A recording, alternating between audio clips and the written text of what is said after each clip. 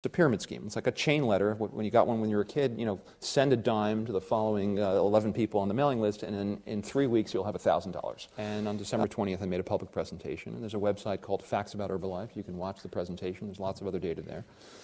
And so far, so good. Until Carl Icahn came along and bought 16% of the company, said it was totally wrong. And it seems like every day he goes on CNBC and says what a great company it is. And every time he says that, the stock goes up another couple of dollars. If we spent this time together and we didn't talk a little about Herbalife. For those of you who don't know, and Bill was going to explain more, this is a direct selling scheme, which the day I came to see you in New York, you were about to, or that day you were launched your PhD length report on all the various problems with Herbalife. You then had a substantial short position for those of you who don't know finance. So that's basically setting a position such that you benefit if the stock goes down. A very public and nasty battle with Carl Icahn. And then the last few days I see restructuring your position from shorts into put options. Forget about that for those of you who don't worry about finance. And one element of this deal which was extraordinarily novel, I mean the whole thing was novel, was your announcement that you would donate your profits from the trade to charity. Can you explain what's going on at Herbalife, and in particular maybe focus on that last piece, which will be a bridge to some things on philanthropy. What were you trying to accomplish, and what was this announcement about donating profits from the trade to charity, and why did you do that? Okay, so as you mentioned earlier, so about 11 years ago, I came out with a white paper called Is MBIA AAA, where I questioned the AAA rating of a company called MBIA. I disclosed on page 1 of that report that I had shorted the stock and bought CDS, a kind of an insurance product betting on the company's credit deterioration, and caused a bit of a stir with this paper. The company did not like the paper, and they, as the largest guarantor of New York State and city bonds, decided they wanted to get back at me, and they called up Eliot Spitzer, who was the then presiding Attorney General in New York, and said, look, there's an evil guy saying that we don't deserve our AAA rating, and Moody's and S&P say we're AAA. Who's this guy? And Moody's and S&P would later lose some credibility after this, but this was a 150 to 1 levered company. It was guaranteeing a whole sort of very risky subprime CDO, CDO squared, CDO cubed, and so on and so forth. And it was insolvent based on the exposures, and a good analyst digging deeply could determine that.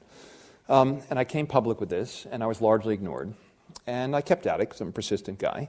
And I made a series of presentations. I'll see if I remember some of the names of them. But anyway, so I made a series of presentations. And no one was really paying attention. The stock was 73. The insurance just kept getting cheaper and cheaper, meaning no one believed that we were right. And one day at my last presentation, I said, oh, by the way, no one ever believes me on this one. They say, well, you're short, so how can we believe you? Because you're going to profit if it declines. So I said at a conference, I said, okay, I hereby commit to give away 100% of any personal profit I make from this investment. That day was the high for the stock, and it went from 73 to $3 a share. And the credit protection went from 13 basis points to 2,500. We made $1.6 billion or $700 million. I personally made $150 million. And the $150 million seeded was really maybe the second or third grant, but the big grant that created the Pershing Square Foundation. So the Oxford program is an indirect beneficiary of the failure of MBIA. Thank you. The failure of the financial system actually has a silver lining. I love that. So the problem with short selling is it's something that, even though it's perfectly legal, it's something that people have a degree of discomfort with. It's almost perceived as un-American to bet against a company. And we, by the way, only do it in very rare circumstances, and generally only when we believe when it's good for America or good for the world for the company to disappear. And so in this case, you had a company that was assuming more and more credit risk and had only a tiny capital. They had $5 billion of capital and $1 trillion worth of obligations they were guaranteeing. And because they were AAA rated, banks and other institutions were not holding capital against these exposures because regulators say if it's AAA rated, you don't need to hold capital. So this was creating, in fact, in my testimony to the SEC, and there's a book called Confidence Game, which is about my battle with the company. And if you go to the Confidence Game website, all of my transcripts of testimony to the SEC and the Attorney General, actually online, you can read them. And in there, and this is early 2003 timeframe, I said there's going to be a credit crisis if you don't shut this company down.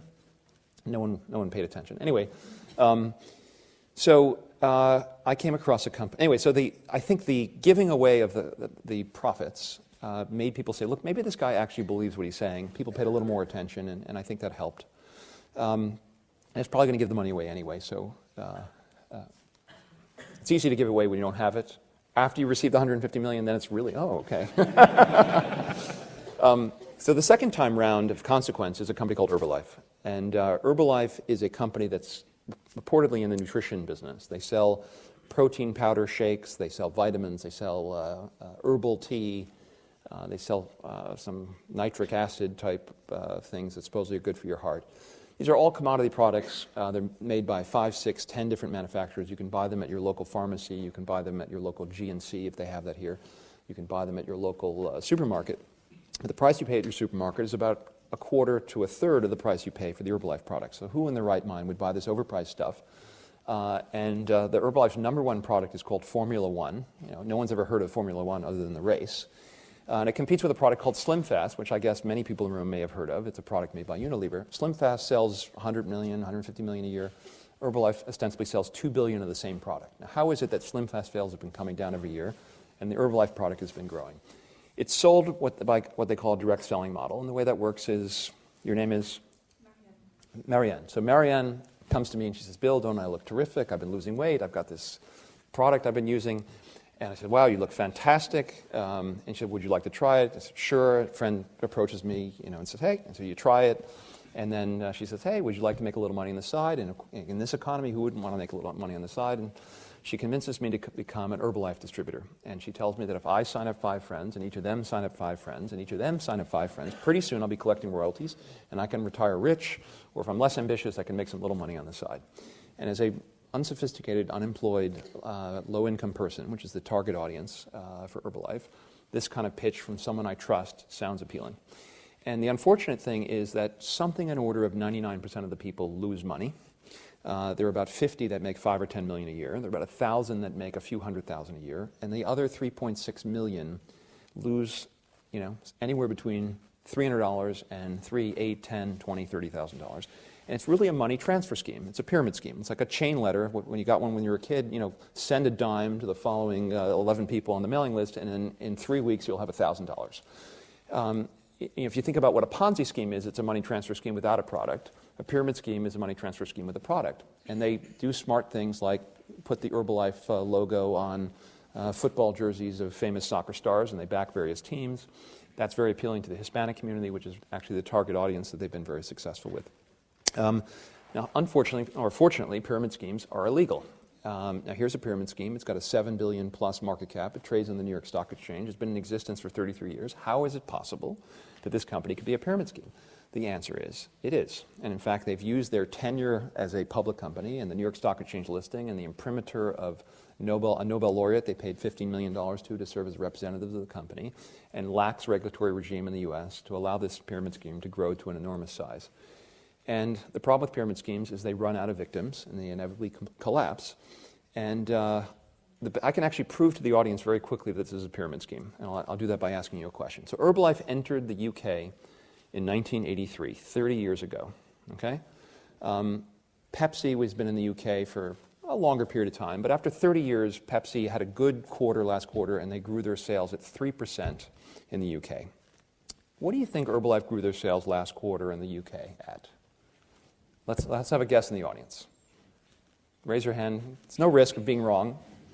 Yes? 1%. Okay. Someone else? 140%. That's interesting. Okay. 20? 30%. The answer is sales grew 92% last quarter. And how is it possible that, maybe people are getting fat at an incredible rate here. But absent that, the reason why it grew very quickly is they found a new immigrant population to go after. And this is a product where there is a boom as people get recruited, and then very quickly, when the population gets saturated, it collapses. Right now, the UK business grew enormously and then collapsed, and now it's beginning to grow enormously. It's maybe the Vietnamese population. I was with one of my investors and said, I think the women who work cleaning the office are Herbalife distributors, and I met with them. And people are convinced to become Herbalife distributors that you have to buy $3,000 worth of inventory in order to start getting these royalties. And what it is effectively an inventory loading type scheme. So anyway, so that's what the business is.